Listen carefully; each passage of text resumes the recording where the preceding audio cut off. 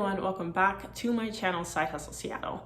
So today I just wanted to give you a quick update on what's going on with me and my notary journey in Colorado. So if you saw my video, not last video, I think it was like last video, then you would know that I moved to the city of Denver. I am now in the state of Colorado. I no longer permanently live in Seattle. So I'm here on, a rotational program with work. I'll be here for about a year and a half. It just depends, I'll let the job do what it does.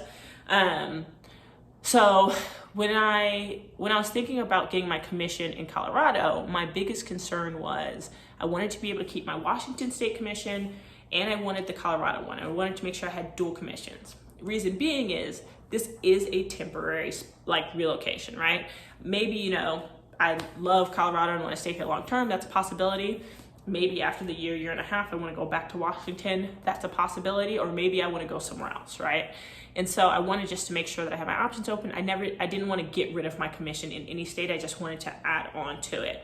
And so I was doing a little bit of research, trying to figure out what I needed to do before I applied for my Colorado commission.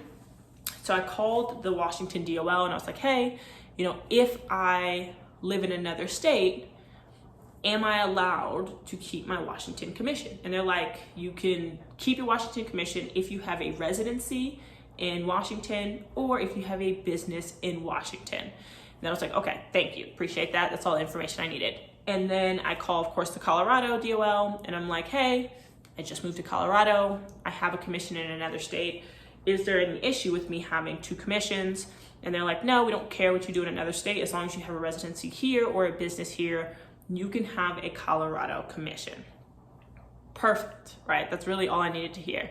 And so I actually end up lucking out because I actually still have my apartment in Washington for personal reasons, and I'll have it for pretty much the next year. So at least for this next year, I will actually have a residency in Washington, name on the lease, all of that. And of course I'll have this residency in Colorado.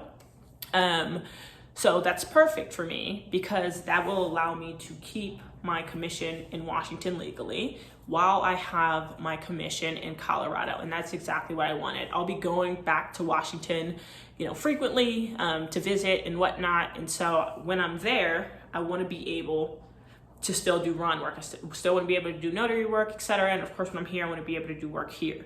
So it ended up actually working out well. At first, I wasn't going to keep my residency in Washington, but it ended up, I needed it. So that's not an issue. And then of course, if I want to get rid of that apartment, then I can always just form a business in Washington, and then keep it that way. I know that's a lot more complex, and a lot more to it. And actually one of my subscribers, somebody watched, was walking me through the process. But luckily I don't have to necessarily go that route right this second, because I still have that residency.